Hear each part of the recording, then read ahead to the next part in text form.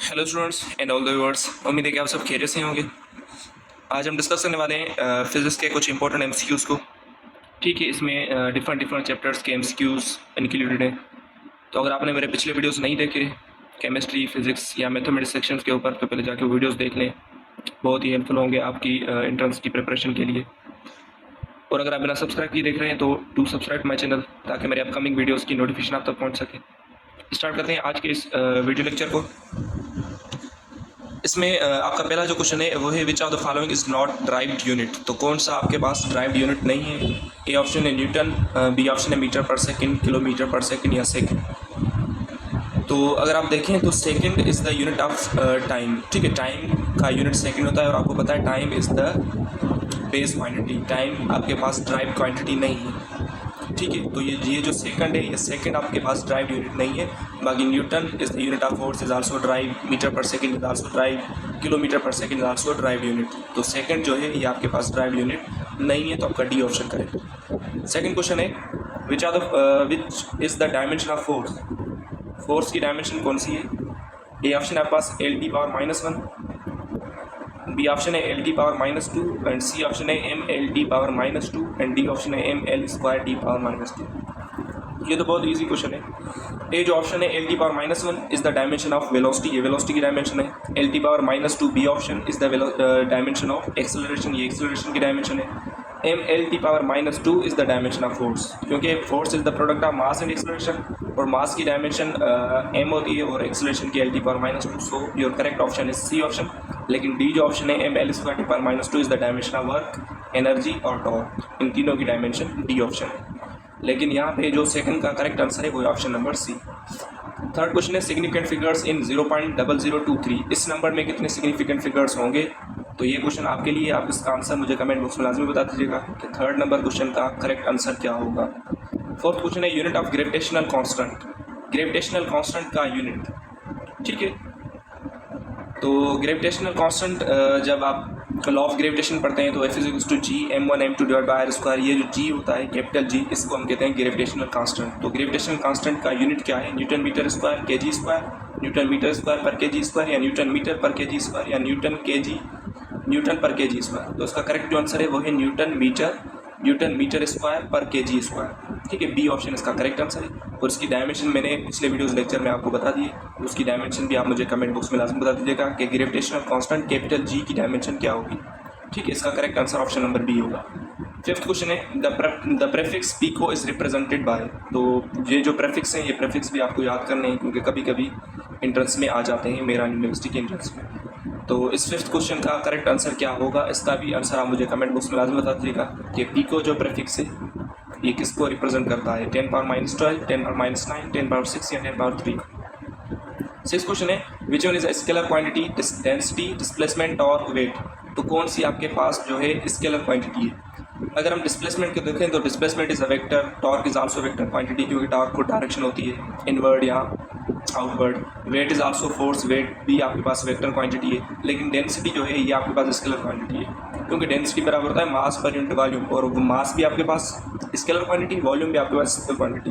तो scalar divide by scalar is also scalar quantity. So density जो है ये आपके पास स्केलर क्वांटिटी है। सेकंड क्वेश्चन है a vector which specifies direction. ऐसा वेक्टर जो डायरेक्शन को स्पेसिफाई करने के लिए यूज करते हैं उसे हम क्या कहते हैं? Position vector, unit vector, null vector या रिजल्टेंट वेक्टर। ठीक है, पोजीशन वेक्टर हम यूज करते हैं किसी भी पोजीशन को नोटिफाई करने के लिए।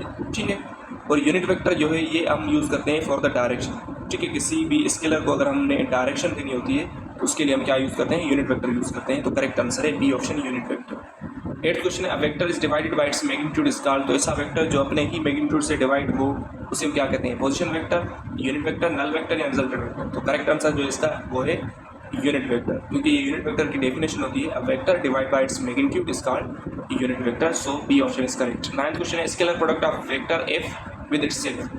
अगर हम स्केलर प्रोडक्ट करें वेक्टर एफ की और एफ ही वेक्टर के साथ, तो करेक्ट आंसर क्या होगा? एफ होगा 2f, एफ स्क्वायर होगा या f/2 होगा। तो ये हमेशा याद कर दीजिएगा, किसी भी वेक्टर की अगर आप डॉट प्रोडक्ट लेंगे उसी ही वेक्टर के साथ, तो हमेशा उसी वेक्टर का क्या होगा? स्क्वायर हो जाएगा। अगर एफ की एफ के साथ ले रहे हैं तो F square, dot product F square हो जाएगा। ठीक है, अगर ए वेक्टर की ए वेक्टर के साथ ले रहे हैं तो ए स्क्वायर हो जाएगा। तो डॉट प्रोडक्ट हमेशा वेक्टर की विद इटसेल्फ हमेशा उसका स्क्वायर ही होगा। सी ऑप्शन करेक्ट हो जाएगा। 10th क्वेश्चन है which one is a correct, तो कौन सा करेक्ट आंसर है हमेशा याद कर दीजिएगा। Dot product of same unit vectors is a 1 and dot product of different unit vectors is 0। तो आई डॉट के, क्योंकि डिफरेंट यूनिट वेक्टर्स हैं तो डॉट प्रोडक्ट 0 के बराबर होगी। ये ऑप्शन गलत है, रॉन्ग है। I dot J is also incorrect, I dot J is also incorrect, I dot J is equal to 0 is the correct answer, क्योंकि डॉट प्रोडक्ट हमेशा डिफरेंट यूनिट वेक्टर्स की 0 के बराबर होती है। सो इसकी वजह से आपका करेक्ट आंसर डी ऑप्शन हो जाएगा। 11th क्वेश्चन है work is the example of, work किसका एग्जांपल है, dot product, scalar product, vector product या ए एंड बी। तो वर्क हमेशा डॉट प्रोडक्ट होती है फोर्स एंड डिस्प्लेसमेंट की। तो फोर्स एंड डिस्प्लेसमेंट की डॉट प्रोडक्ट, तो डॉट प्रोडक्ट हम स्केलर प्रोडक्ट भी कहते हैं। तो इसकी वजह से आपका डी ऑप्शन करेक्ट हो जाएगा, ए एंड बी। इसके बाद 12 जो क्वेश्चन है वो है the quantitative measure of inertia of a bodies. ठीक है, अगर आप इनर्शिया की क्वांटिटेटिव मेजर ऑफ इनर्शिया क्या कहते हैं, its mass, its weight, its velocity, acceleration. तो इनर्शिया जो है ये हमेशा डायरेक्टली मेजर होता है इट्स मास का। ठीक है, तो करेक्ट आंसर है मास, ये ऑप्शन करेक्ट हो जाएगा। 13 क्वेश्चन है motion of projectile is circular, parabolic, hyperbolic या इलिप्टिकल। तो प्रोजेक्टाइल मोशन जो है ये आपके पास पैराबोलिक फॉर्म का होता है। ठीक है, 2 डायमेंशनल मोशन है ये, तो करेक्ट आंसर है पैराबोलिक फॉर्म। उसके बाद 14 क्वेश्चन है at maximum height the speed of projectile becomes. अगर कोई भी ऑब्जेक्ट उसकी मैक्सिमम हाइट तक पहुंच गया है तो उसकी स्पीड यानी वेलोसिटी क्या होगी। तो हमेशा याद कीजिएगा प्रोजेक्टाइल मोशन में वेलोसिटी जो हॉरिजॉन्टल डायरेक्शन में होती है वो कांस्टेंट होती है, लेकिन वर्टिकल डायरेक्शन में जो वेलोसिटी होती है प्रोजेक्टाइल मोशन की वो हमेशा चेंज होती है। ठीक है, और जब भी ऑब्जेक्ट अपनी मैक्सिमम हाइट तक पहुंचता है प्रोजेक्टाइल मोशन में, तो उस मैक्सिमम हाइट पर उसकी स्पीड या वेलोसिटी हमेशा क्या होती है, 0 के बराबर हो जाती है। तो उसका करेक्ट आंसर जो होगा वो होगा मिनिमम हो जाती है, सी ऑप्शन करेक्ट हो जाएगा। ठीक है सर। उसके बाद 15 क्वेश्चन है linear velocity v and angular velocity omega are related as. तो linear velocity and angular velocity के बीच में रिलेशन क्या है, तो इसका करेक्ट जो आंसर है वो है v is equal to R omega. A option जो है ये आपके पास करेक्ट आंसर है।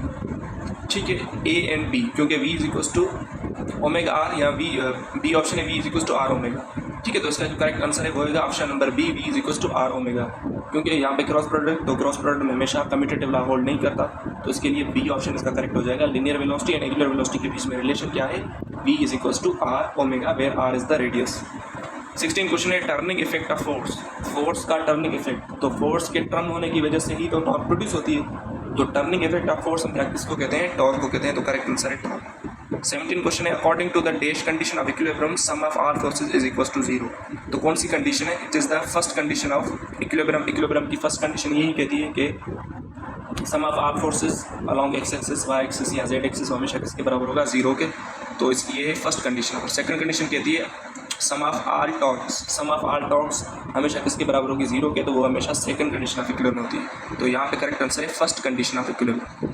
18 क्वेश्चन है dimension of angular momentum, angular momentum की डायमेंशन। एंगुलर मोमेंटम का जो फार्मूला होता है वो होता है M R V, mass into radius into velocity. तो इसकी आप जब डायमेंशन निकालेंगे तो इसका जो करेक्ट आंसर होगा वो होगा option number C, M L square T power -1। ठीक है, एंगुलर मोमेंटम के अब जो फार्मूला होता है वो होता है एम आर वी। तो आप इसी से ही डायमेंशन निकाल सकते हैं। 19 क्वेश्चन है the distance between two masses is half then force of attraction between them is. तो लॉ ऑफ ग्रेविटेशन में जब भी दो ऑब्जेक्ट के बीच में डिस्टेंस हाफ कर दिया जाए तो फोर्स ऑफ अट्रैक्शन क्या होगी, 4 टाइम्स हो जाएगा, बिकम्स डबल, रिड्यूस टू 1/4 या नन ऑफ दिस। तो ये जो फार्मूला होता है लॉ ऑफ ग्रेविटेशन का होता है F is equal to G m1 m2 यानी mass of first body second body divide by radius का स्क्वायर। तो अगर आप रेडियस को हाफ कर रहे हैं तो हाफ का स्क्वायर क्या होगा, 1/4, और 4 जब ऊपर जाके मल्टीप्लाई होगा तो फोर्स हमेशा क्या हो जाएगा, 4 टाइम इंक्रीज हो जाएगा। तो आप इसे ईजिली सॉल्व भी कर सकते हैं। फॉर्मूले में आर की वैल्यू पुट करेंगे, आर को हाफ करके रखेंगे तो आपको करेक्ट आंसर मिलेगा, force will be increase 4 times. ठीक है, तो ए ऑप्शन इसका करेक्ट आंसर है। ठीक है स्टूडेंट्स, तो ये कुछ इंपॉर्टेंट क्वेश्चंस थे जिससे हमने डिस्कस किया। तो अगर वीडियो अच्छी लगे तो वीडियो को लाइक कर दीजिएगा, वीडियो को शेयर कर दीजिएगा अपने फ्रेंड के साथ। मिलते हैं नेक्स्ट वीडियो में। Thank you for watching.